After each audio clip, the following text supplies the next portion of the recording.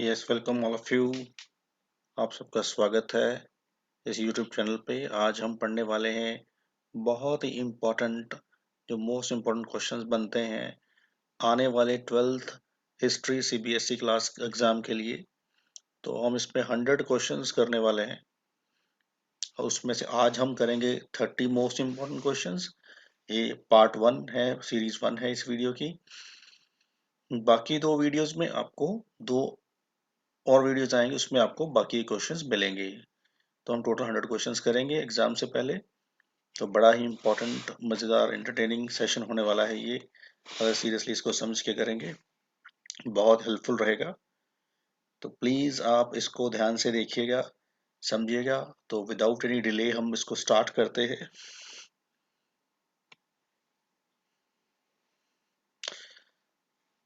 सो हमारे सामने स्क्रीन पर पहला क्वेश्चन है,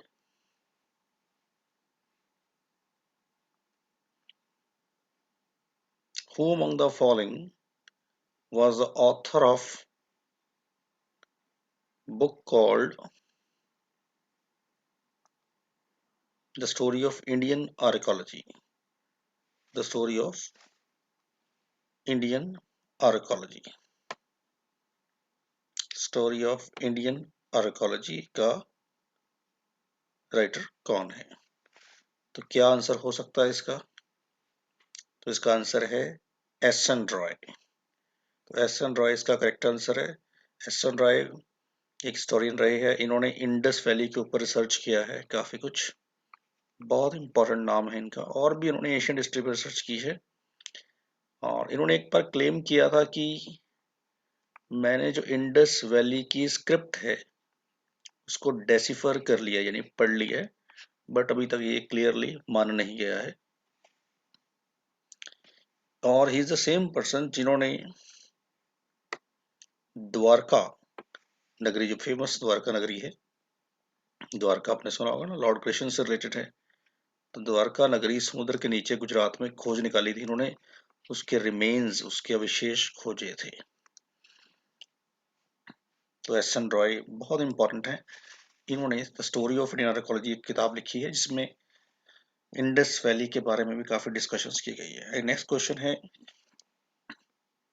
who was the director of first director general of archaeological survey of India, ASI? हमने पढ़ा हुआ है एएसआई हमारी एक बॉडी है जो आर्कोलॉजी पे रिसर्च करती है, एग्जीबिशन करती है और हमारे एंशियंट मॉन्यूमेंट्स को प्रिजर्व करती है, उसकी टेकिंग केयर करती है। तो ब्रिटिश टाइम में ये बन गई थी। इसके पहले फर्स्ट डायरेक्टर कौन थे? आपकी एनसीईआरटी बुक में भी ये लिखा हुआ है, वो है अलेक्जेंडर कनिंघम। अलेक्जेंडर कनिंघम को हम बड़े अच्छे से हम पढ़ चुके हैं, बहुत इंपॉर्टेंट हिस्टोरियन रहे हैं।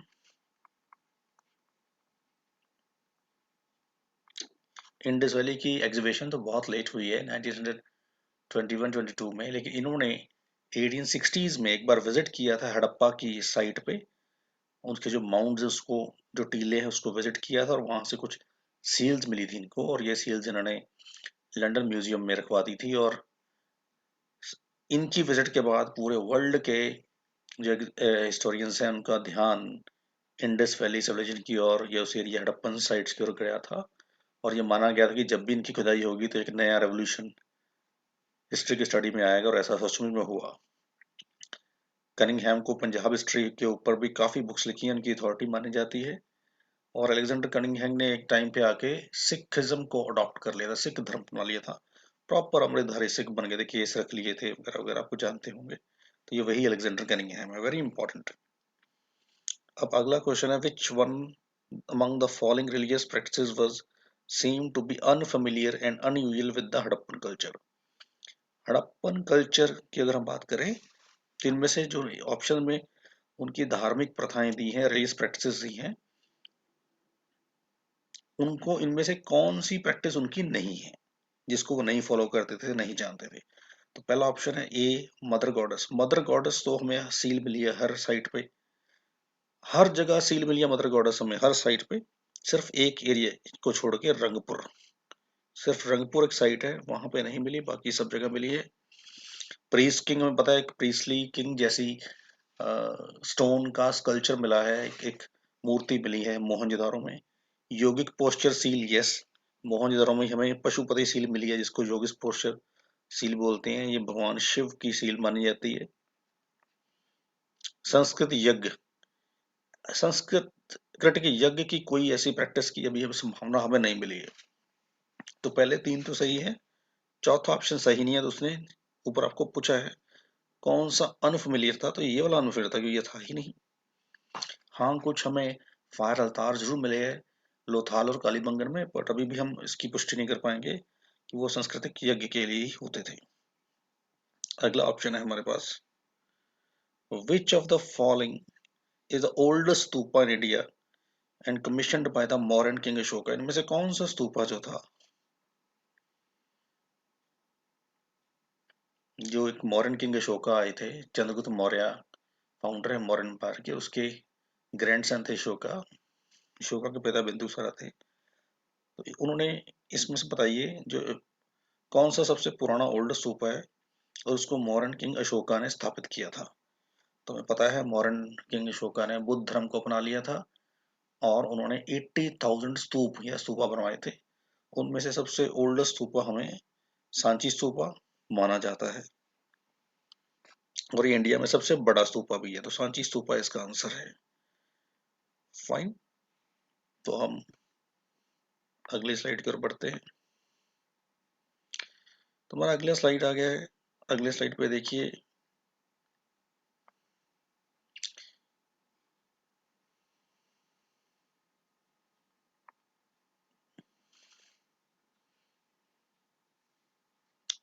Which of the following aspects describe the meaning of tirthankaras. Jain धर्म में हमने पढ़ा है त्रिंथकारस होते हैं।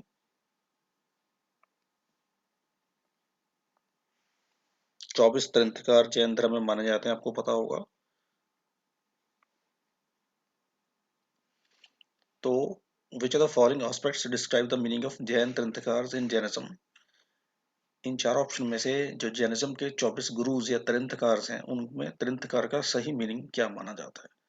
सुप्रीम बीइंग ए है, supreme being who is the incarnation of God, those who guide men and women across the river of existence, those who follow the path of Vedanta asceticism, those who know the ultimate truth in dharma।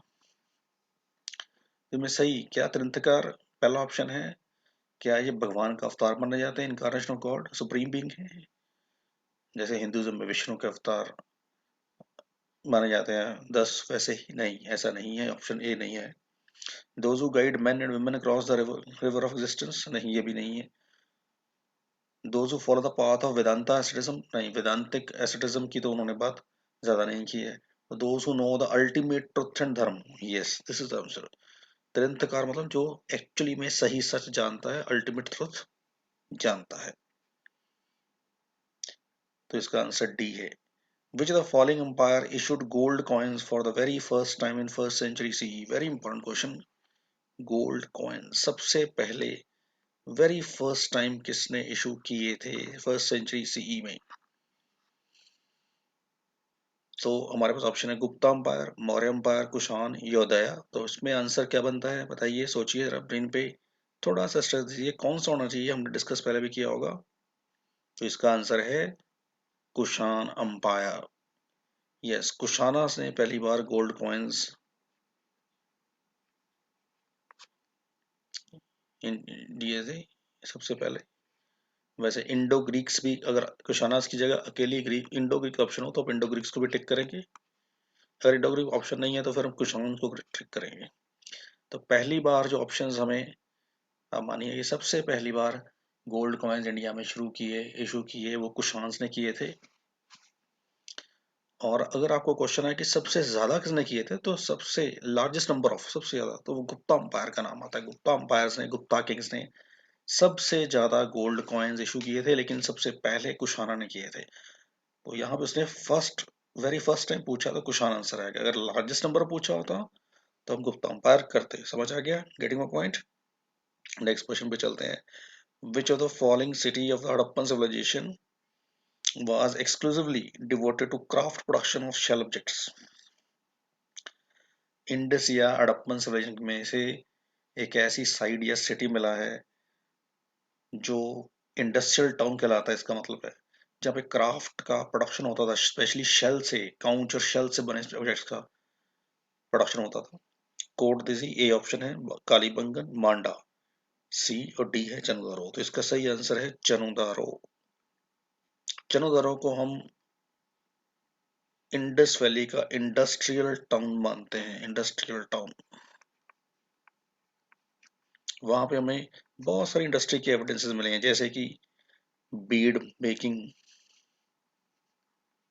Bangle making, shell production, shell craft के production की चीजें मिली हैं, blast furnaces मिली हैं bronze की, जहाँ बड़ी बड़ी भट्टियां थी जिसमें मेटलर्जिकल प्रोसेस फॉलो करते थे, मेटल को गर्म करते होंगे, फिर उसको कास्ट करते होंगे। तो Chanhudaro very important industrial town था, तो इसका आंसर सही चनुदारो है। तो शेल से बनी चीजें, बीड मेकिंग या ब्लास्ट फर्नेसेस हमें चनुदारो मिली हैं। बैंगल मेकिंग भी कई जगह मिली है, उनमें चनुदारो मिली है। तो चनुदारो इसका इम्पोर्टेंट, मोस्ट इम्पोर्टेंट आंसर ये है। चनुदारो एक ही साइट थी जहां पे कोई भी डिवीजन नहीं मिला सिटी का। आमतौर पे हमें हर सिटी में डिवीजन मिले हैं। डिवीजन मतलब अपर टाउन या लोअर टाउन, यानी सिटाडल मिला है। अपर टाउन इज कॉल्ड सिटाडल।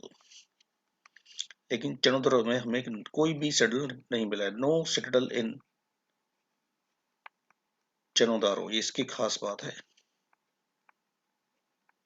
कुछ दूसरी खास बात है कि थोड़ा सा ये सर्कुलर भी था सिटी, हालांकि बाकी सारे सिटीज या साइट्स मिली वो रेक्टेंगुलर या स्क्वायर शेप में थे, लेकिन ये थोड़ा सा सर्कुलर था और इसमें कोई भी सेटल नहीं मिला है। ये भी इस पे क्वेश्चन आ सकता है, ये भी बड़ा इंपॉर्टेंट है। लेकिन यहाँ पे इसका आंसर चनुदारो क्यों है? क्योंकि उन्होंने पूछा है शेल एड्रेस के जो क्राफ्ट की प्रोडक्शन थी कहाँ होती थी, वो चनुदारो में। तो अगले आंसर की ओर बढ़ते हैं। Who among the following was a composer of Prayag प्रशस्ति? वेरी इंपॉर्टेंट, ये is also very important. Prayag प्रशस्ति का कंपोजर या किसने लिखी थी, कौन है, किसने लिखी थी? कालिदास या कालिदास, कलहन, हरिसेन, बाणभट्ट। इसका सही आंसर आप सोचिए जरा, हमने बहुत बार पढ़ा होगा। ये है हरिसेन। हरिसेन इसका आंसर है। हरिसेन कोर्ट पोएट थे गुप्ता किंग समुद्रगुप्त के। समुद्रगुप्त को बहुत इंपॉर्टेंट किंग का दर्जा मिलता है गुप्तास के। और हरिसेन इसकी कोर्ट में कोर्ट पोएट भी थे और इसके एक संधि विग्रह मंत्री भी थे। संधि विग्रह मिनिस्टर थे। संधि विग्रह का मिनिस्टर का मतलब है वॉर एंड पीस मिनिस्टर, शांति और युद्ध के मंत्री। हरिसेन के पिता भी गुप्ता किंग्स के ही संधि विग्रह मंत्री थे और हरिसेन उनको सक्सीड किया था, उनकी जगह पे ही आए थे। तो हरिसेन ने प्रयाग प्रशस्ति लिखी है। पहले हम समझेंगे प्रयाग प्रशस्ति। तो here Prayag, word Prayag here means is, यहाँ पे प्रयाग का मीनिंग है इलाहाबाद, सो कॉल्ड इलाहाबाद। इलाहाबाद का पूरा नाम प्रयाग है, प्रयागराज, प्रयागधाम बोलते हैं। बाद में इलाहाबाद इलाहाबाद पड़ गया। 2-3 साल पहले हमने फिर इसका नाम प्रयागराज कर दिया है, वही पुराने वाला, यूपी गवर्नमेंट ने। तो इलाहाबाद में प्रयाग प्रशस्ति क्या है? प्रयाग तो इलाहाबाद का नाम है, प्रशस्ति होती है किसी की प्रेज में लिखा हुआ कोई जो पीस ऑफ राइटिंग है। तो हरिसेन ने समुद्रगुप्त की प्रशंसा की है, प्रशस्ति लिखी यानी प्रेज की है।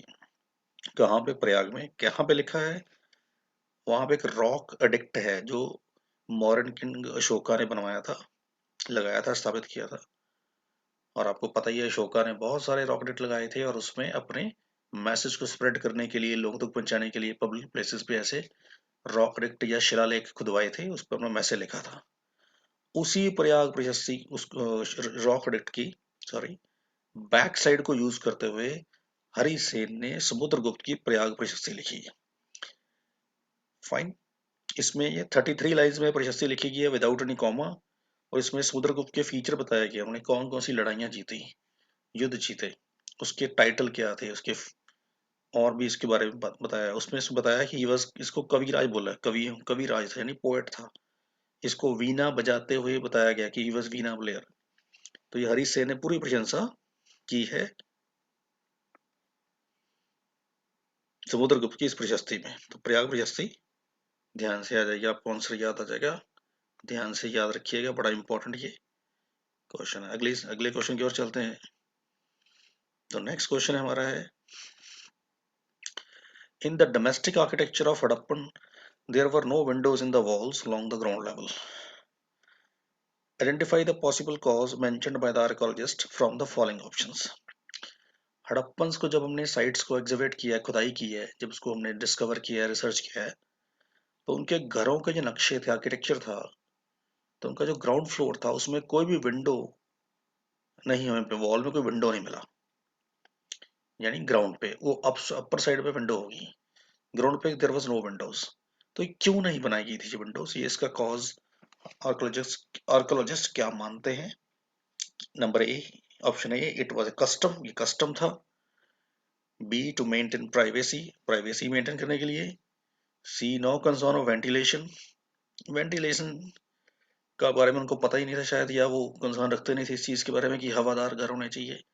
पार्ट ऑफ अनप्लान्ड प्रोसेस, या उनके अनप्लान्ड प्रोसेस का प्लानिंग अच्छी नहीं थी। तो सही आंसर क्या है, देखो यहाँ पे आप एलिमिनेट मेथड यूज कर सकते हो। पार्ट, जैसे डी है, पार्ट ऑफ अनप्लान्ड प्रोसेस तो भूल ही जाइए, क्योंकि हड़प्पन सिविलाइजेशन तो जानी ही टाउन प्लानिंग के लिए, प्लान्ड प्रोसेस के लिए जाती है, टाउन प्लानिंग अर्बनाइजेशन के लिए जानी जाती है। तो ये तो है नहीं कि उनको पता नहीं था, तो पता था, प्लान्ड थी उनकी पूरी। नो कंसर्न ऑफ वेंटिलेशन, ये भी नहीं हो सकता, क्योंकि अगर ऊपर सेकंड फ्लोर पे, फर्स्ट फ्लोर पे वेंटिलेशन के प्रोसेस रखे गए हैं, फीचर रखेंगे, तो ग्राउंड में भी रख सकते थे, तो वेंटिलेशन को पता था। इट वाज कस्टम, ऐसा कस्टम भी नहीं हो सकता शायद। तो मेन जो सूटेबल रीजन आर्कोलॉजिस्ट मानते हैं वो है बी, टू मेंटेन प्राइवेसी, घर के अंदर कोई झांक के नहीं, देखे नहीं, प्राइवेसी बनी रहे वगैरह वगैरह। तो इसका आंसर प्राइवेसी ही है।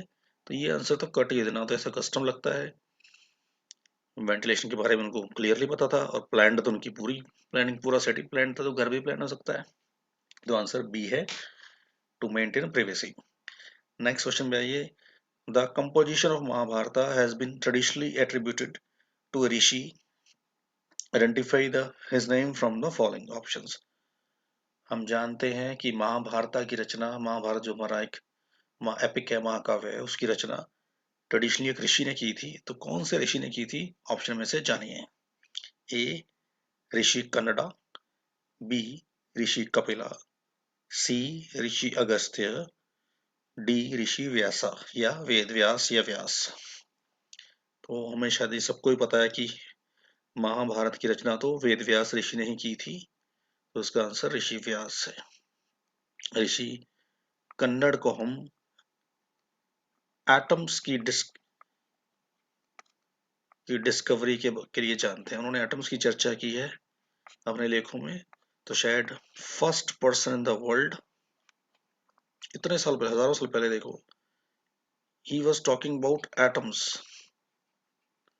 मॉलिक्यूल्स की बात कर रहे हैं, उनके लिए जानते हैं हम कनाडा को।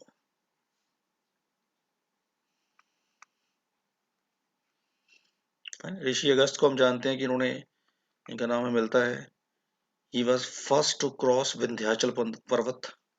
ये पहले पर्सन या पहले ऋषि थे जो विंध्यास पर्वत क्रॉस कर गए थे, इन्होंने क्रॉस किया था। And he spread ironization in South India.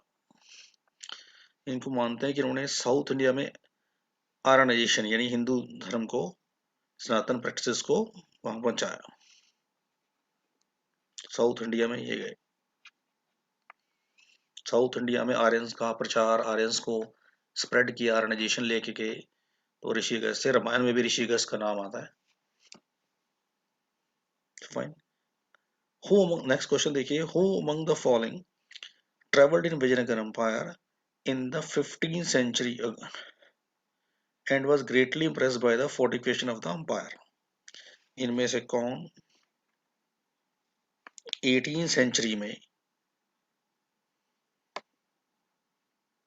Sorry 15 century में, 18 बोल गया, कौन से जो ट्रेवलर थे जो विजयनगर में ट्रेवल किया उन्होंने 15 सेंचुरी में, and was greatly impressed by fortification of the empire. Vijayanagara empire हमने पता है ये हरिहरा वन और बुक्का वन ने स्टेब्लिश किया था 1336-7 में, सो कॉल्ड कर्नाटक आंध्र प्रदेश वाले एरिया में 15 सेंचुरी में। फिर उसके बाद वहां पे एक कृष्ण देव राय किंग आए थे, देवराय वन, देवराय टू, कृष्ण देव राय, हम उस समय की बात कर रहे हैं, आपने पढ़ा होगा। फाइन, तुलवा दृष्टि के थे। तो विजयनगर एम्पायर में बहुत सारे फॉरेन ट्रेवलर्स आए थे, आपकी लिस्ट इसकी बुक में देखिए, इस पे क्वेश्चन पक्का आएगा, वेरी इंपॉर्टेंट। एक तो ये आ सकता है कि किस किस के टाइम पे आए थे, जैसे निकतिन जो था वो रशिया से आया था, तो किसके टाइम पे आया था, देवराय वन के टाइम पे आया था, अच्युतानंदन के टाइम पे आया था, कृष्णदेव के टाइम पे आया था, कृष्णदेव राय के, या देवराय टू के टाइम पे, वगैरह वगैरह। या फिर उन्होंने अपने बुक्स में विजयनगर बारे में क्या लिखा है, ये पूछा जा सकता है। तो ये क्वेश्चन कुछ वैसा ही है, किसने अपने ट्रेवलिंग काउंट में, किस फॉरेन ट्रेवलर ने विजयनगर एम्पायर के फोर्टिफिकेशन की तारीफ की है, वो उससे ग्रेटली इंप्रेस हुआ है। तो ए है Barbosa, B Abdul Razzaq, C Colin Mackenzie, D Domingo Paes. तो इसके लिए देखिए कौन सा आंसर आना चाहिए, तो इसका सही आंसर है डोमिंगो पेस, जिसने अपने रिकॉर्ड में प्रेज किया है फोर्टिफिकेशन को। फाइन, तो हम अगली स्लाइड की ओर चलते हैं।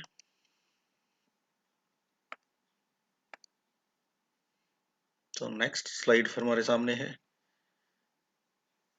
तो हम देखते हैं,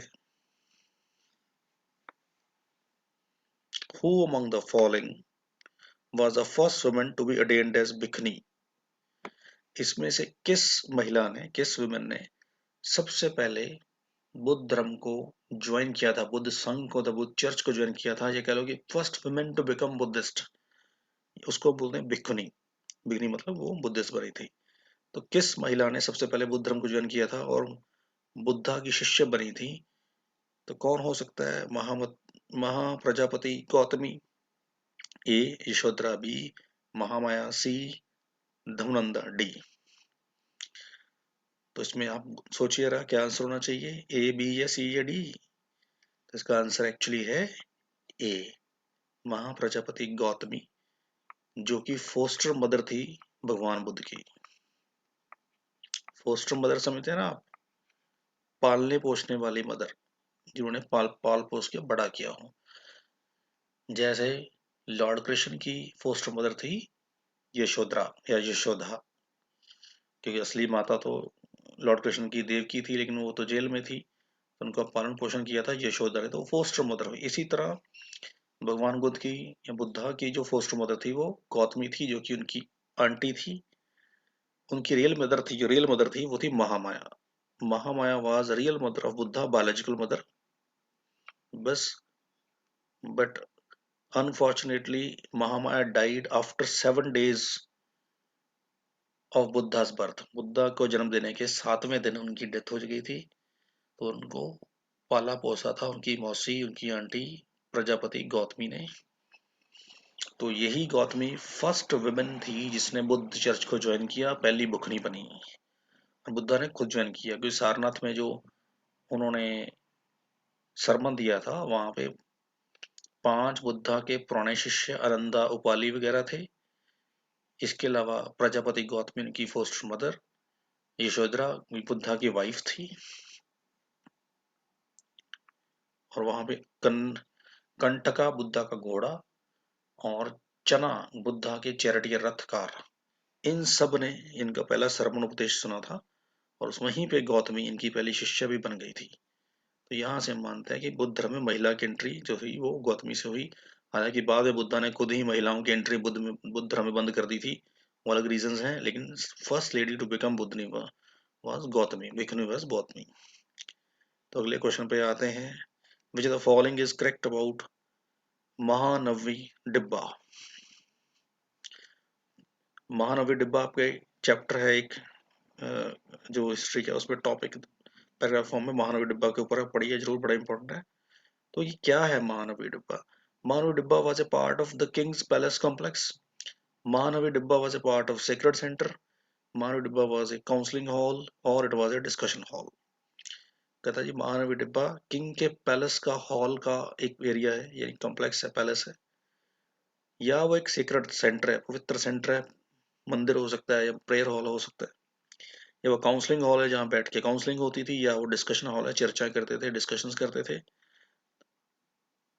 तो इसको देखिए, ये किंग का, इसका सही आंसर है किंग का palace. It was king's palace. Vijayanagara empire में महानवी डिब्बा एक किंग्स पैलेस होता है। तो महानवी मतलब महानवमी, जो अक्टूबर नवंबर में भी हाल ही में आपने देखा होगा, दशहरा जो है अष्टमी होता, तो दशहरे के बाद महानवमी आती, जो उसको ही महानवमी 9 डेज फेस्टिवल जो नवरात्रे करते हैं वो वाला फेस्टिवल है ये। वो इसमें सेलिब्रेट भी होते थे, इसलिए उसका महानवी नाम पड़ गया। और ऐसे किंग पैलेस बोलते हैं डिब्बा को वहां पे। तो आंसर है A. Krishna Deva Raya, next question पे आइए 14 पे। Krishna Deva Raya belong to which following dynasties? वो किसको बिलोंग करते थे? संगमा, तुलुवा, अरविडो, सलुवा। फाइन, तो ये तुलवा डायनेस्टी को बिलोंग करते थे, हमें पता ही है। संगमा डायनेस्टी के थे हरिहरवन और बुक्कावन, जिन्होंने विजयनगर एम्पायर की स्थापना की थी। और तुलवा डायनेस्टी के थे कृष्णदेव राय, सबसे इंपॉर्टेंट किंग माना जाते हैं विजयनगर एम्पायर के। नेक्स्ट क्वेश्चन है 15। The first mid first millennium BCE is often regarded as the turning point in world history.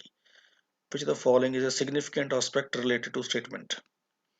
ये फर्स्ट सेंचुरी बीसी को हम हिस्ट्री या वर्ल्ड हिस्ट्री में ही टर्निंग पॉइंट मानते हैं। क्यों मानते हैं? Thinkers of world try to understand mysteries of life. Development and expansion of the usage of coins. ये है कि थिंकर्स ने उस समय वर्ल्ड के कुछ मिस्ट्रीज को समझना शुरू किया था। बी है कॉइनेज सिस्टम को, सिक्कों को लेकर, करेंसी को लेकर कुछ डेवलपमेंट्स हुई थी, एक्सपेंशन हुई थी, सिक्के नए बनाए ना, कि सिक्के सर्कुलेशन में आए। emergence of early state in the form of Mahajanapads.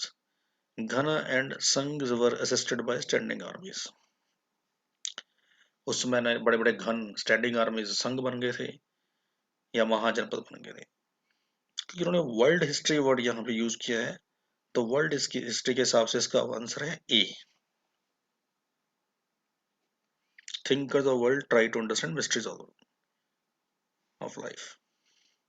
लेकिन अगर हम इसको कुछ इस तरह से समझ जाए कि अगर आपको क्वेश्चन आ जाए कि वर्ल्ड हिस्ट्री की जगह इंडियन हिस्ट्री लिखा हो, यहाँ पे अगर वर्ड इंडियन हिस्ट्री लिखा हो, तो फिर आप इसको क्या मार्क करेंगे? फिर आंसर सी मार्क करेंगे, फिर ए नहीं मार्क करेंगे। सी कब आएगा? अगर यहाँ पे इंडियन हिस्ट्री लिखा है, अगर वर्ल्ड हिस्ट्री लिखा है तो ए आएगा, अगर इंडियन हिस्ट्री लिखा है तो सी आएगा। इस क्वेश्चन के अकॉर्डिंग हमारा आंसर ए है। फाइन, क्योंकि इंडिया में first century 6th century BC में इंडियन हिस्ट्री में सबसे इंपॉर्टेंट पॉइंट रहा है। याद रखिए, यहाँ इंडियन हिस्ट्री आ जाए और यहाँ पे 6th सेंचुरी आ जाएगा, तो फिर तो आंसर आप देते हैं सी। पर इस क्वेश्चन के अकॉर्डिंग, क्योंकि यहाँ फर्स्ट सेंचुरी है और वर्ल्ड हिस्ट्री, तो आंसर आएगा ए। इसको याद रखिएगा। तो आपने देखा होगा थिंकर्स बहुत सारे वर्ल्ड में हुए हैं, एरिस्टोटल, सोक्रेट्स, प्लेटो। उस समय उन्होंने मिस्ट्रीज लाइफ की, एग्जिस्टेंस की समझनी शुरू की थी, तो उसके ऊपर काफी फिलोसफी उनकी आई भी है। तो अगले क्वेश्चन पे चलते हैं। तो नेक्स्ट क्वेश्चन फिर आ गया हमारे सामने। Which of the following gurus of Sikhism compiled Shri Guru Adi ग्रंथ साहब? किस सिख गुरु ने श्री आदि गुरु ग्रंथ साहब की स्थापना की थी? या इनको कंपाइल होता है संकलन करना, मतलब बाकी गुरुज की वाणी को भी इकट्ठा किया और अपनी वाणी भी ऐड की, उसको बोलते हैं संकलन किया, कंपाइलिंग की। तो गुरु तेग बहादुर जी, गुरु अर्जन देव जी, गुरु नानक देव जी, गुरु गोविंद सिंह जी, कौन से गुरु थे? तो बड़ा ही आपको पता होगा ये। इसका सही आंसर, राइट आंसर है गुरु अर्जन देव जी, जो 5th गुरु थे सिखिज्म के।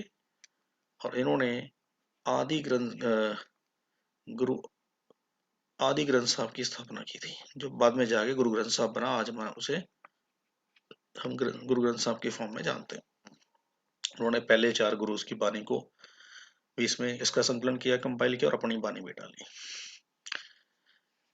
तो ये है गुरु तेग बहादुर जी तो 9th गुरु थे। गुरु गोबिंद सिंह जी के टाइम तक तो आते आते 10वें गुरु तक वाणी ऐड होने के बाद ये गुरु ग्रंथ साहब बन गया और बाद में इसको 11वां गुरु गोबिंद सिंह ने डिक्लेयर किया दिया, ऐसा हम जानते हैं।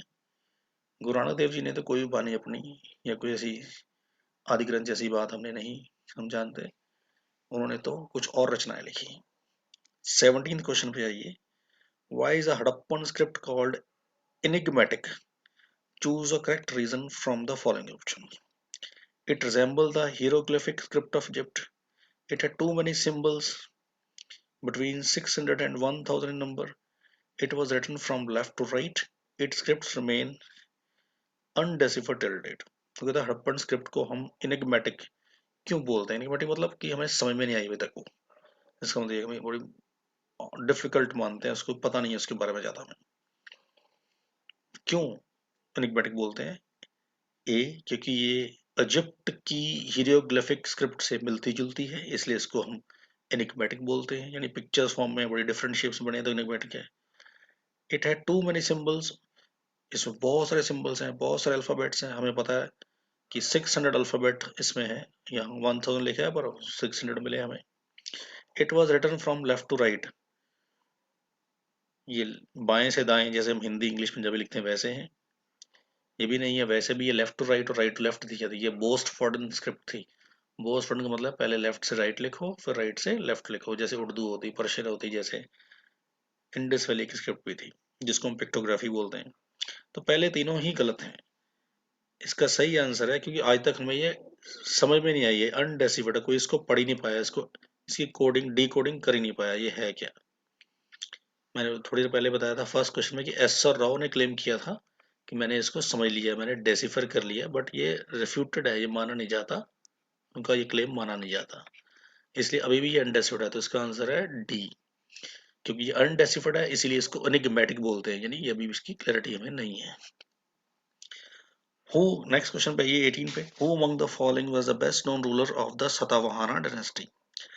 इसमें से सतावाहाना डिस्ट्रिक्ट का सबसे बेस्ट नोन रूलर कौन सा है? यज्ञेश्वरी सतकर्णी, सिमुका सतकर्णी, गौतमी पुत्र सतकर्णी, वशिष्ठ पुत्र सतकर्णी। तो हम सोचिए, आपने चैप्टर पढ़ा है, कौन सा हो सकता है? आपको पता है कि हम सतावाहनास को बोलते हैं कि ये मैट्रिलिनियन सोसाइटी रही है। मैट्रिलिनियन का मतलब है कि उनके किंग्स के आगे माता का नाम लगा हुआ है, उनकी माँ का नाम लगा हुआ है, जहाँ पे विमेन को रिस्पेक्ट मिलती है और विमेन लीड करती है, जहाँ पे विमेन की चलती है, समझ लो, यानी फीमेल डोमिनेटिंग सोसाइटी भी थोड़ा बहुत आप कह सकते हो। तो बाकी जगह तो हमें पैट्रिलिनियल मिलती है, मेल डोमिनेटिंग। सतावाहना में थोड़ी मैट्रिलिनियल सोसाइटी मिलती है, क्योंकि किंग के आगे माता का नाम है, जैसे सतकर्णी के आगे यज्ञेश्वरी, यज्ञेश्वरी उनकी माता है। सिमुका सतकर्णी, गौतमी पुत्र सतकर्णी, ये सब माताओं के नाम आगे लगे हुए हैं। ये इनकी खास बात है सतावाहनास की, they are more known for this. पर इनमें से कौन सा इंपॉर्टेंट है, ये देखिए, सबसे इंपॉर्टेंट किंग कौन सा था सतावाहना का? तो इसका आंसर सी है, गौतमी पुत्र श्री सतकर्णी। ये सबसे ज्यादा नोन है, इसकी स्क्रिप्शंस भी हैं हमारे पास, तो उसकी साकास को हराने की कड़ी कहानियां इनकी फेमस है। नेक्स्ट हम स्लाइड पे चलते हैं। अगला देखिए, ये थोड़ा fill in the blanks form में है। द कंपाइलेशन ऑफ 19 क्वेश्चन है, कंपाइलेशन ऑफ विनय पीटका, विनय पीटका, सुत्त पीटका, अभिधम पीटका, तीनों को मिलाते हैं हम और इसको क्या बोलते हैं? तीनों को मिला के क्या बोलते हैं? त्रिपीतक। इसका आंसर है त्रिपीतक, बी। त्रि मतलब थ्री, पीतक या पीतका भी बोलते हैं। थ्री पीतका मतलब थ्री बास्केट्स, पीतक का मतलब है टोकरियां, बास्केट्स। ये बुद्ध धर्म की 3 बास्केट्स हैं, पहली है विनय पीतक, दूसरी है सुत्त पीतक और थर्ड वन इज अभिधम पीतक। तीनों को मिला के हम बोलते हैं त्रिपीतक। तो बुद्ध धर्म में त्रिपीतक सबसे सेक्रेड टेक्स्ट बुक मानी जाती है, जो कि समझ लो कि ये बुद्ध धर्म का बाइबल है, बुद्धिज्म का बाइबल। हर धर्म का अपना एक सेक्रेड ग्रंथ होता है, जैसे हिंदुज्म में गीता है, रामायण है, ऐसे ही क्रिश्चियनिटी में बाइबल है, इस्लाम में कुरान है, ऐसे ही बुद्ध धर्म में त्रिपिटक है। तो त्रिपिटक सबसे इम्पोर्टेंट सेक्रेड बुक है बुद्ध धर्म की। पीतक का मतलब बास्केट या टोकरी है, और तीनों को मिला के हम बोलते हैं त्रिपिटक। विनय पिटक, सुत्त पिटक 3 है। बुद्धा की डेथ के बाद विनय पिटक और सुत्त पिटक ले गए थे। फर्स्ट बुद्धिस्ट कॉन्फ्रेंस में इसको लिखा गया था। आनंदार उपाली ने इनको लिखा था। अभिधम पिटक थर्ड बुद्धिस्ट काउंसिल में अशोका ने जो करवाई थी। मोगलीपुत्र तीसरा ने अभिधम पिटक को लिखा था। तीनों को मिला के हम त्रिपिटक बोलते हैं। नेक्स्ट क्वेश्चन पे question number 20। Which one of the following temples was used by Vijayanagar rulers and their families? इनमें से कौन सा टेम्पल है जहाँ पे किंग, विजयनगर के किंग या रूलर्स और उसकी फैमिली मेंबर्स विजिट करते थे या वो जाया करते थे? उनके जाने के लिए, उनके विजिट करने के लिए टेम्पल बनाया गया था। The Vitthala temple, the Virupaksha temple, the Hazararama temple, Raghunath temple. तो इसका सही आंसर है सी, हजाराराम टेम्पल। हमने अपनी बुक में पढ़ी था, ये सारे टेम्पल दिए हुए हैं। विठल टेम्पल भी उसी समय बनाया गया था, और हजाराराम टेम्पल भी, विरूपाक्षा भी आप देखेंगे। तो इनमें से हजाराराम टेम्पल ऐसा है जहाँ पे किंग के, रूलर्स के खुद जाने की और उनके फैमिली के जाने की सुविधाएं थी, वो जाते थे। आगे है 21 question number. Who among the following was author of book अर्थशास्त्र? अर्थशास्त्र किताब के ऑथर कौन है? तो बड़ा ही सिंपल आंसर अगर आपको पता है, चाणक्य, जो बड़ा फेमस है। चाणक्य ने अर्थशास्त्र किताब लिखी है, जो स्टेट इकोनॉमिक्स की किताब है और स्टेट पॉलिटिक्स के ऊपर हमें रोशनी डालती है। बड़ी ही फेमस बुक है, और चाणक्य एक बहुत बड़े ऑथर भी रहे हैं और स्टेट्समैन भी रहे हैं और डिप्लोमेट भी रहे हैं। इनके पिता का नाम चनक था, इसलिए इनको चाणक्य बोलते हैं। इनका एक और नाम है Kautilya, he is also known as Kautilya. शायद ये अपनी कुटिल नीति, डिप्लोमेसी के लिए फेमस थे, इसलिए इसको कौटिल्य बोलते थे। And he is also known as Vishnugupta. May be Vishnugupta was his real name. Chanakya Chandra Maurya की कोर्ट में पीएम भी रहे हैं, धनानंदा की कोर्ट में भी पीएम रहे हैं, और चंद्र मौर्य को किंग बनाने वाले किंग मेकर का रोल भी इन्होंने प्ले किया था। तो अगले क्वेश्चन पे आते हैं, 22 नंबर पे आइए। Which of the following languages are spoken by the Rayas and Naikas in the Vijayanagara Empire? तो जो रायाज और नायकाज थे, जो ऑफिसर्स होते थे विजयनगर अंपायर के, वो कौन सी लैंग्वेज में मोस्टली बोला करते थे? उनकी कॉमन बोलने चलने वाली लैंग्वेज कौन सी थी? तो वेरी इंपॉर्टेंट है ये। ए में है Malayalam and Telugu, Kannada and Telugu, Tamil and Telugu, Sanskrit and Telugu. तो कौन सा आंसर है? इसका आंसर है B, Kannada and Telugu. Very important. I hope आप इन क्वेश्चन को साथ साथ समझ रहे हैं और इंपॉर्टेंट पॉइंट्स को नोट भी कर रहे हैं। बड़ा इंपॉर्टेंट है नोट करना। तो अगले क्वेश्चन पे चलते हैं। नेक्स्ट क्वेश्चन पे विच 23 नंबर पे ये, which one of the following battles weakened Vijayanagara empire या किंगडम? किस बैटल के बाद विजयनगर अंपायर वीक पड़ गया था, कमजोर हो गया था और डाउनफॉल हो गया था? तो वो है, ऑप्शन ए में है बैटल ऑफ तालिका कोटा, बी में है battle of Panipat, battle of Mysore C में है, बैटल ऑफ टर्नाको डी में है। तो ए ही इसका आंसर है नेचुरली, क्योंकि बैटल ऑफ पानीपत तो बहुत लेट हुई हैं, और तो 3 बैटल्स आपको पता है। बैटल ऑफ मैसूर ये भी बहुत बाद में हुई है ब्रिटिश टाइम में, और बैटल ऑफ टर्नाको, और ये भी यहाँ पे कोई इसका रिलेशन नहीं है। तो सही आंसर है बैटल ऑफ टेलीकोटा, जो 1549 में हुई थी। और राम राय उस समय किंग थे। राम राय को 4 मुस्लिम किंगडम्स थी, अहमदनगर, गोलकुंडा, बीजापुर, बेरार, जिन्होंने राम राय को हरा दिया था। चारों मुस्लिम रूलर्स थे। और उसके बाद हम्पी, जो यहाँ की राजधानी थी, उसको डिस्ट्रॉय कर दिया गया था। कैपिटल को हम्पी उस समय मानते थे। Hampi was the most beautiful city in the world, बहुत सुंदर शहर माना जाता था उस समय, जिसको डिस्ट्रॉय किया गया था। इसका आंसर ए है बैटल ऑफ तालिकोटा, जिसमें राम राय को 4 मुस्लिम की कॉन्फेडरेशन ने हरा दिया था। नेक्स्ट क्वेश्चन है 24, who among the following Begums provided money for the preservation of the Sanchi stupa. Sanchi stupa की देख रेख के लिए, प्रिजर्वेशन के लिए इनमें से किस बेगम ने पैसा दिया था। हमने इसके बारे में बड़ी डिटेल में डिस्कस किया होगा, किताब में भी लिखा है, बुक क्लास में भी डिस्कस किया हो चुका होगा। तो ये आंसर है शाहजहां बेगम। फाइन, इन्होंने किया था। ये ब्रिटिश टाइम की ही बात हम कर रहे हैं, जब उन्होंने फंडिंग की थी ताकि इसको बचाया जा सके। आगे देखते हैं question number 25, which one of the following teaching is not associated with the teachings of Mahavira और जैन फिलोसफी। इनमें से नीचे लिखी हुई टीचिंग्स जो हैं, इनमें से कौन सी टीचिंग जैन धर्म से, जैन फिलोसफी से, महावीर जैन से नहीं जुड़ी है, जो जैन धर्म के संस्थापक हैं। A, the entire world is animated. B, ahimsa, non-violence. C, the cycle of birth and rebirth is not related to karma. D, monastic existence is a necessary condition of salvation. तो इनमें से कौन सी बात जैनिज्म से नहीं जुड़ी है।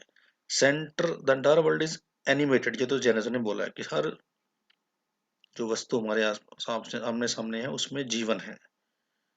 फाइन, अगर वो कहते हैं कि नॉन लिविंग थिंग्स में भी वन सेंस ऑर्गन होता है, टच, वो भी एनिमेटेड है, यानी उसमें लाइफ है। अहिंसा तो पता ही है कि जैन फिलोसफी है, और हिंसा के लिए तो जैनिज्म जाना जाता था। महावीर जैन की फिलोसफी थी नॉन वायलेंस। डी है, monastic existence is necessary condition of salvation. मोक्ष प्राप्ति के लिए आपको मठ में, आश्रम में रह के ब्रह्मचर्या जीवन जीते हुए रहना होगा। मोनास्टिक एग्जिस्टेंस मतलब मोनेस्ट्रीज होती हैं, आश्रम होते हैं, वहां रहना होता है। जैन धर्म में मोनेस्ट्रीज हैं, जिसको बसादी बोलते हैं मोनेस्ट्रीज को। तो यस, ये भी ट्रू है, पर सी ट्रू नहीं है। तो इसका आंसर सी आएगा, क्योंकि उन्होंने पूछा है नॉट एसोसिएटेड, तो सी इज नॉट एसोसिएटेड, क्योंकि बर्थ और रीबर्थ का साइकिल जो कर्म से रिलेटेड नहीं है। फाइन, तो बर्थ और रीबर्थ को तो जैनिज्म ने और बुद्धिज्म दोनों ने ही एक्सेप्ट किया है, इसलिए ये आंसर सी का बनता है। तो इसका आंसर है सी। तो आगे बढ़ते हैं, आगे फिर अगली स्लाइड पे।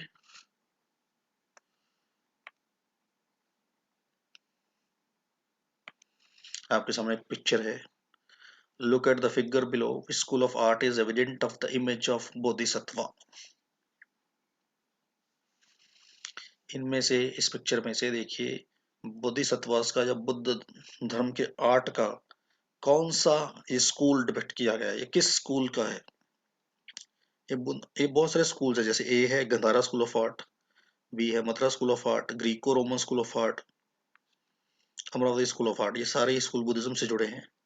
तो ये पिक्चर है, ये किस स्कूल से रिलेटेड है। Greco Roman art, Gandhara school of art, Mathura school of art, Amravati. तो ये अलग अलग आर्ट्स हैं। इनमें से पहला ऑप्शन है ए, गंधारा स्कूल ऑफ आर्ट। तो ये picture Gandhara school of art को बिलोंग करती है, उसको रिप्रेजेंट करती है। ये अब कैसे पहचानेंगे। बुद्ध, हर स्कूल ऑफ आर्ट में बुद्धा की जो पिक्चर है वो अलग अलग तरीके से बताई गई है। तो ये बुद्धा के फेस के पीछे देखिए कि मून बना हुआ है, यानी ये हेलो बना हुआ है, ये वाला। अगर ये आ जाए तो क्लियर कट आपने पहचान लेना है कि ये गंधारा स्कूल ऑफ आर्ट है। गंधारा स्कूल ऑफ आर्ट का बहुत इंपॉर्टेंट फीचर, और भी फीचर हैं। अगर कर्ली हेयर्स आ जाए, कर्ली हेयर, तब भी वो गंधारा स्कूल ऑफ आर्ट का ही फीचर है।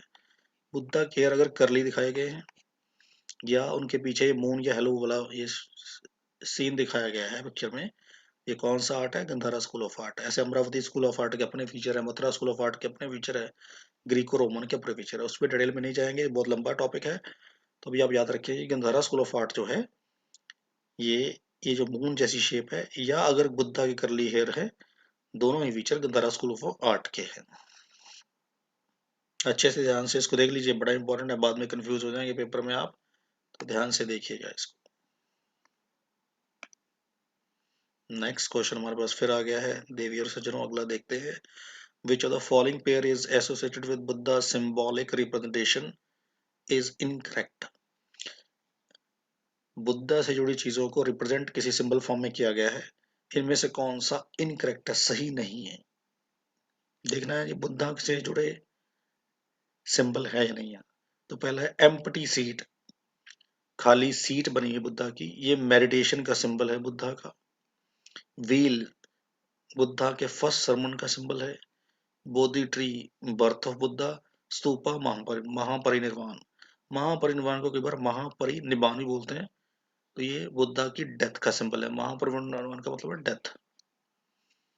पहला सी ठीक है। एम्प्टी सीट जो बोधि ट्री के नीचे दिखाई जाती है बोध गया में, वो बुद्धा की मेडिटेशन का, ज्ञान प्राप्ति का सिंबल है, ठीक है। व्हील ये बुद्धा के पहले उपदेश को रिप्रेजेंट करता है, जो भगवान बुद्ध ने सारनाथ में अपना पहला सरमन उपदेश दिया था, फर्स्ट सरमन, ये उसको रिप्रेजेंट करता है। जहाँ पे इसको बोलते हैं Dharma Chakra Parivartan, it is also known as Dharma Chakra परिवर्तन, जब उन्होंने पहला उपदेश दिया था, वहां से धर्म का साइकिल चला था, नहीं बुद्ध धर्म की स्थापना हुई थी। इसी उद्देश्य के बाद बुद्धा खुद कन्वर्ट हुए बुद्ध धर्म में। फिर उन्हें सारनाथ में गए और वहां पे अपने 5 फ्रेंड्स को, या अर्ली जो उनके डिसाइपल थे उनको, कंटका, चना, गौतमी प्रजापति, मदर प्रजापति, बेटा राहुल और वाइफ यशोदा भी वहां पे थी, जिनको ये पहला सारनाथ में उपदेश दिया था।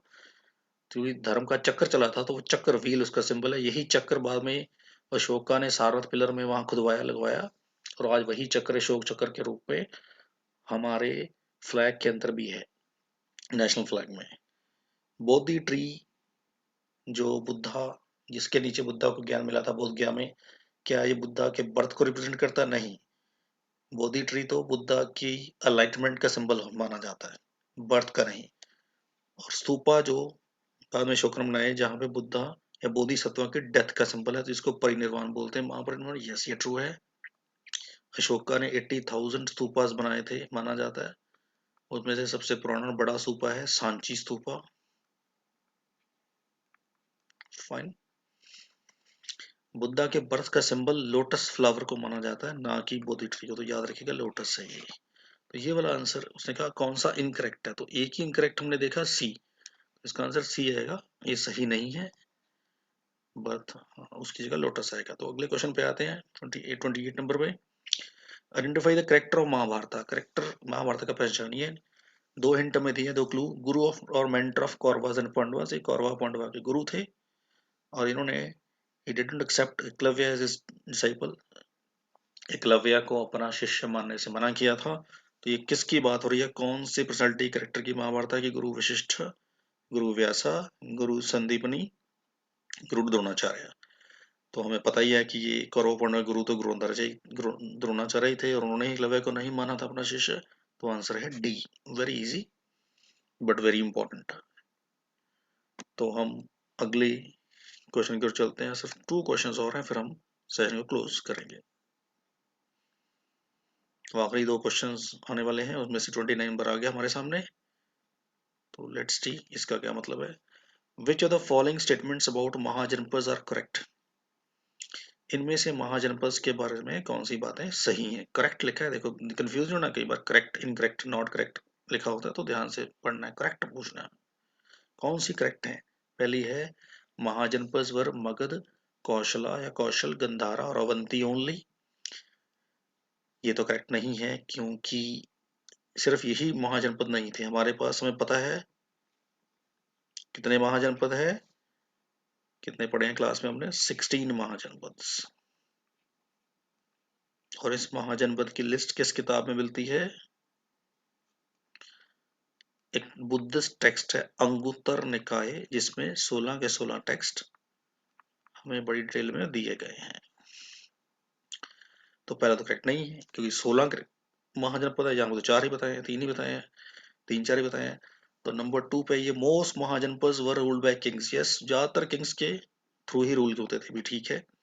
सम नोन एज घन और संघ, कई महाजनपद को घन या संघ बोलते, मतलब ग्रुप ऑफ पीपल इसको रूल करते थे, उनको बोलते हैं ओलिगैर्चीज। ओलिगैर्ची मतलब व्हेन सम एरिया और kingdom is ruled by some group of people, जिनको संघ बोलते हैं, घन बोलते हैं राजाओं का। यस, कुछ महाजनपद में घन या संघ की एग्जाम्पल मिलती है, मैंने बताया आपको। ये भी करेक्ट है। ईच महाजनपद है कैपिटल सिटी जो विच वॉज ऑफन फोर्टिफाइड। हर महाजनपद की एक इम्पॉर्टेंट राजधानी थी, उसकी किलेबंदी होती थी। किलेबंदी की यानी चार दीवारी करके मिलिट्री गेट लगा के, ताकि अंदर कोई आ ना सकते। जैसे आपने बाहुबली में देखा, महेशमती दिखाया, किलेबंदी है, अंदर कोई जल्दी आ नहीं सकता, वो फोर्टिफाइड है। वैसे ही यस ये भी ट्रू है। तो 2 3 4 तो ट्रू है, लेकिन फर्स्ट ट्रू नहीं है। देखो 2 3 4 ट्रू है, तो आंसर कौन सा बनता है 2 3 4? 1 2 3 एक नहीं, इसमें 1 आ गया, तो ये तो करेक्ट नहीं है। 1 करेक्ट नहीं है तो ये भी गलत गया। तो 2 3 4 करेक्ट है, तो 2 3 4 सिर्फ बी में है, यहाँ पे भी 1 है, सी में भी और डी में भी, तो ये दो तो आंसर बनते ही नहीं। तो 2 भी करेक्ट है, 3 भी 4 भी, तो ये बी आंसर है, तो बी को ध्यान से रट लीजिए। नेक्स्ट क्वेश्चन की ओर चलते हैं, इनको ध्यान से पढ़िए, इंपॉर्टेंट पॉइंट्स को नोट भी करते रहिए साथ साथ। 30 नंबर पे है, identify the character of Mahabharata. फिर से करेक्टर महाभारत का आइडेंटिफाई करना है। कौन सा करेक्टर बिलोंग टू राक्षसा क्लैन? ये राक्षसा क्लैन को, राक्षस कुल को बिलोंग करते हैं। मैरिड विद भीम, भीम के साथ शादी हुई है। भीम के साथ शादी हुई है तो कहीं वुमेन की बात हो रही है। मदर ऑफ घटोत्कच, घटोत्कच की माता थी, तो उनमें से कौन है? हिडिंबा ए, सुभद्रा बी, द्रौपदी सी, डी गंधारी। गंधारी तो देखो धृतराष्ट्र की वाइफ है और दुर्योधन की माता है। द्रौपदी 5 पांडवों की पत्नी है, द्रौपदी पता ही है। सुभद्रा लॉर्ड कृष्ण की सिस्टर है और अर्जुन की पत्नी है। तो हिडिंबा ही हमारे पास आंसर है, जो कि भीम की वाइफ थी। जब ये वनवास में थे तो भीम ने शादी की थी हिडिंबा से। इसकी बड़ी इंटरेस्टिंग स्टोरी हमने महाभारत में देखी होगी। तो हिडिंबा से पुत्र हुआ भीम और हिडिंबा का घटोत्कच, जो मारा गया था महाभारत की बैटल में, जिसका बहुत ही बड़ा साइज था, एक्स्ट्रॉर्डनरी साइज के लिए जाना जाता है। तो 30 क्वेश्चन मैंने बोले थे वो मैंने पूरे कर लिए, लेकिन थोड़ा ज्यादा मिल जाए तो अच्छा होता है। तो आपको एक बोनस क्वेश्चन भी दिया गया है 31 पे, ये बोनस क्वेश्चन है, ये भी थोड़ा आप पढ़ते हैं। एक्स्ट्रा क्वेश्चन है, हमेशा थोड़ा ज्यादा अच्छा लगता है, तो एक क्वेश्चन आपको ज्यादा देते हैं। तो ही वॉज कॉल्ड, पढ़िए 31 को, he was called a Devanampiya and Piyadasi. He ruled the Indian subcontinent from 268 to 232 BCE. He is remembered for the propagation of dharma. किस किंग के बारे में ये बात हो रही है? किस करेक्टर के बारे में, किस रूलर के बारे में बात होती है? उनको देवनम पिया और पियादसी बताया गया है उनकी रॉक एडिक्ट्स में। और वो इंडियन सबकॉन्टिनेंट का एक किंग है, बड़ा इंपॉर्टेंट, जिसने 268 से 232 BC तक रूल किया था। इसको धम्म के स्प्रेड के लिए, धम्म एक धर्म, मोरल कोड ऑफ कंडक्ट के प्रचार के लिए जानते हैं। तो कौन सा है? तो डेफिनेटली इतना बड़ा किंग हमने पढ़ा है, अशोका द ग्रेट, ये ही है अशोका, जो चंद्रगुप्त मौर्य के ग्रैंडसन थे। अजातशत्रु तो मौर्यन थे ही नहीं, तो ये तो बनते ही नहीं है। दो ही मौर्यन थे यहाँ पे, तो उनमें से अशोका की बात होती है, इनको हम अशोका द ग्रेट ही बोलते हैं। देवनम पिया पियादसी इसको बोलते हैं, और ये इसके मास की रॉक डिक्ट में इसको देवनम पिया और पियादसी बोला भी गया है। और इसने धम्म का प्रचार भी किया था, अपना एक मोरल कोड ऑफ कंडक्ट चलाया था, और इसकी डेथ 232 BC में हुई थी। 268 BC में ये गद्दी में बैठे थे। ये सारी बातें इसके लिए करेक्ट हैं, तो आंसर है ए। सो ये हमारा सेशन पूरा हो गया, हमने 30 क्वेश्चंस या 31 कर लिए। तो नेक्स्ट क्वेश्चन हम अगले सेशन में जल्दी ही, हमारा एक अगला सेशन बहुत ही जल्दी आ रहा है। So we are coming soon with one more video, जो आपको और 30 क्वेश्चन की ओर ले जाएगा आपके एग्जाम से पहले, तो उनको भी सॉल्व करिएगा। तब तक इस क्वेश्चन को बार बार देखिए, सॉल्व करिए। और प्लीज प्लीज प्लीज इस वीडियो को लाइक, शेयर और सब्सक्राइब कीजिए अगर आपने नहीं किया है, ताकि आपको हमारे आने वाले वीडियोस भी मिल सके। आई होप आपको ये सेशन बड़ा यूजफुल रहेगा और रहा होगा, और समझ में आया होगा, इंटरेस्टिंग रहा होगा। आप अपने व्यूज, अपने